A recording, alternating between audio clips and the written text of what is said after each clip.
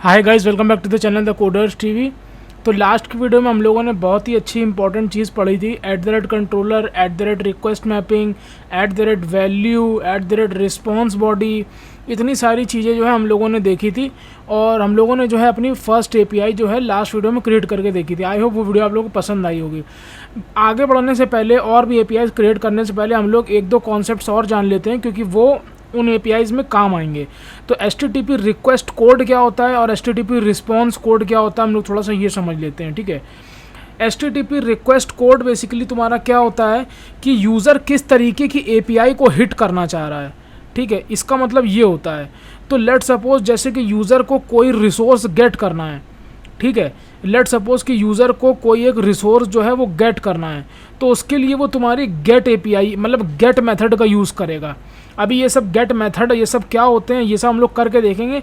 अभी के लिए जितना बस समझा रहे हैं बस ये उतना समझते चलो कि अगर तुमको मान लो ये तुम्हारा सर्वर है लेट सपोज, ठीक है, और इस सर्वर से तुमको कोई चीज़ लेनी है, मान लो गेट करनी है, जैसे कि 101 ID का स्टूडेंट गेट करना है, तो उस समय जो है तुम कौन सी मेथड यूज़ करोगे? HTTP method, get method use करोगे।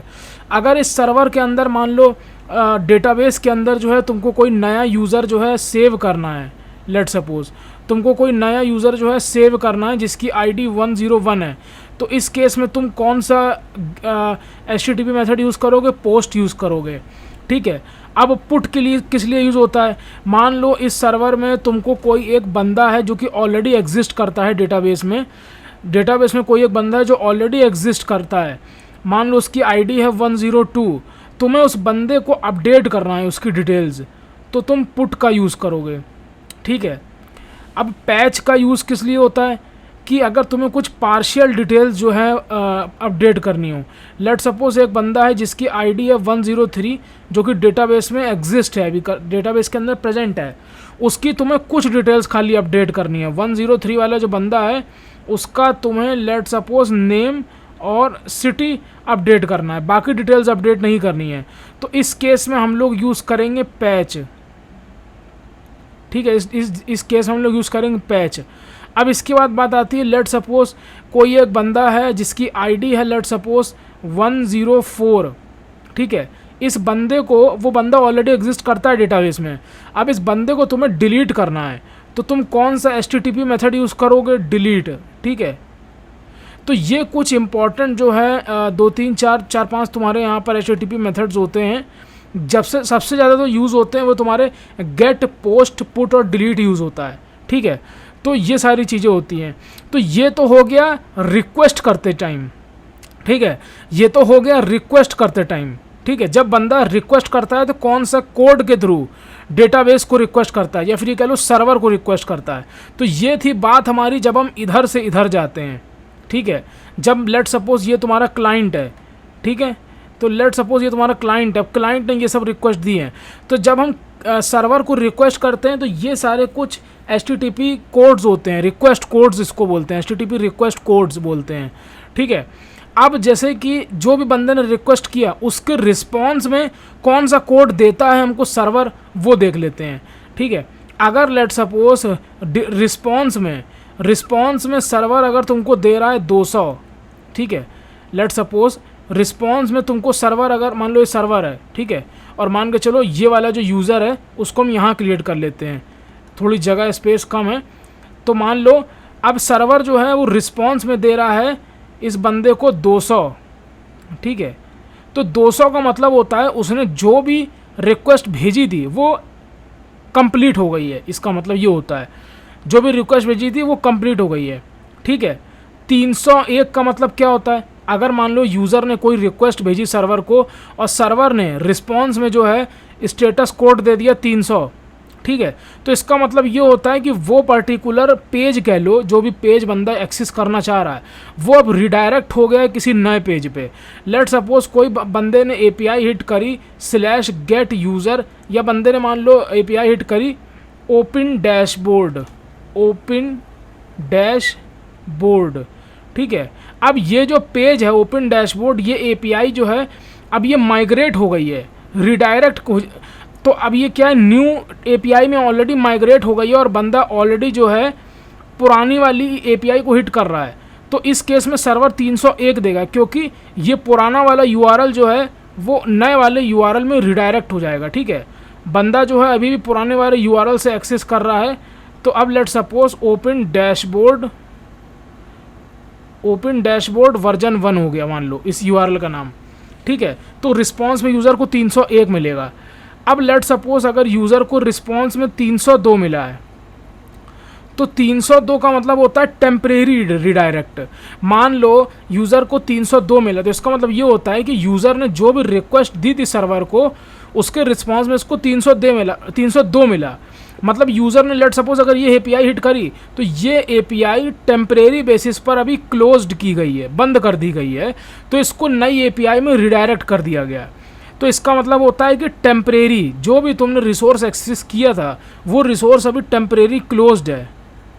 ठीक है, वो रिसोर्स अभी जो है टेम्परेरी क्लोज्ड है। 400 का मतलब होता है bad request. Let suppose user ने ऐसी मतलब ऐसा जो है यूआरएल हिट कर दिया, let suppose with ID let suppose 3000। अब ये 3000 मतलब यूज़र ने जो लेट सपोज पेज जो एक्सेस किया है, फॉर एग्जांपल अगर यूज़र को 404 मिल रहा है, तो यूज़र ने लेट सपोज कोई ऐसा पेज एक्सेस कर लिया ABCDEFG।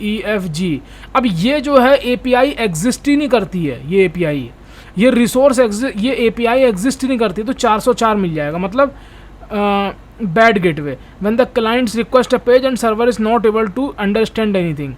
401 का मतलब क्या होता है, लेट सपोज एक नॉर्मल सा यूज़र था और उसने एडमिन की एपीआई एक्सेस करने की कोशिश कर ली /admin। ठीक है, अब तो वो एडमिन की जो एपीआई के लिए तो वो ऑथराइज्ड है ही नहीं, उसको परमिशन है ही नहीं। ठीक है, तो उसको उस केस में क्या मिलेगा, यूज़र को 401 मिल जाएगा। मतलब इसका मतलब इस कोड का मतलब होता है कि तुम्हारे पास अथॉरिटी नहीं है चीज़ को एक्सेस करने की। अब 403 का मतलब क्या होता है, 403 का मतलब ये होता है कि यूज़र ने जो कुछ भी रिक्वेस्ट किया सर्वर से, सर्वर को वो समझ में आ गया, लेकिन फिर भी वो उसको फुलफिल नहीं कर पाया। 403 का मतलब ये होता है। 404 का मतलब क्या होता है कि लेट सपोज यूज़र ने कोई एक एपीआई हिट करी गेट यूज़र और उसकी आईडी दे दी 101, मतलब उसको 101 वाला यूज़र फेच करना है, तो ये 101 वाला यूज़र जो है डेटाबेस में प्रेजेंट ही नहीं है, तो 404 मतलब नॉट फाउंड। ठीक है, अब 500 अगर मिल जाए, जो कि बहुत कॉमन होता है, इंटरनल सर्वर एरर, मतलब किसी भी केस से सर्वर जो है डाउन हो गया, कुछ भी हो गया, तो उसको मिल जाता है 500 इंटरनल सर्वर एरर। ठीक है, तो ये कुछ होते हैं रिक्वेस्ट कोड और रिस्पॉन्स कोड। रिक्वेस्ट कोड का मतलब ये होता है कि मतलब जब तुम रिक्वेस्ट करते हो सर्वर से, तो सर्वर को कौन से कोड के साथ तुम रिक्वेस्ट कर रहे हो। गेट के साथ रिक्वेस्ट कर रहे हो तो सर्वर समझ जाएगा बंदे को कुछ गेट करना है हमसे। पोस्ट के साथ अगर रिक्वेस्ट कर रहे हो तो मतलब कुछ सेव करना है बंदे को, समझ जाएगा सर्वर। पुट के साथ कर रहे हो तो मतलब बंदे कुछ अपडेट करना है। डिलीट के साथ रिक्वेस्ट कर रहे हो सर्वर को, तो मतलब सर्वर समझ जाएगा बंदे को कुछ डिलीट करना है। इसी के साथ जब रिस्पॉन्स देता है सर्वर, तो सर्वर भी जो है कुछ ना कुछ कोड के साथ देता है रिस्पॉन्स, ताकि यूज़र वो समझ में आए। 200 कोड अगर दे रहा है सर्वर, तो मतलब जो भी उसने रिक्वेस्ट मारी थी फुलफिल हो गई वो।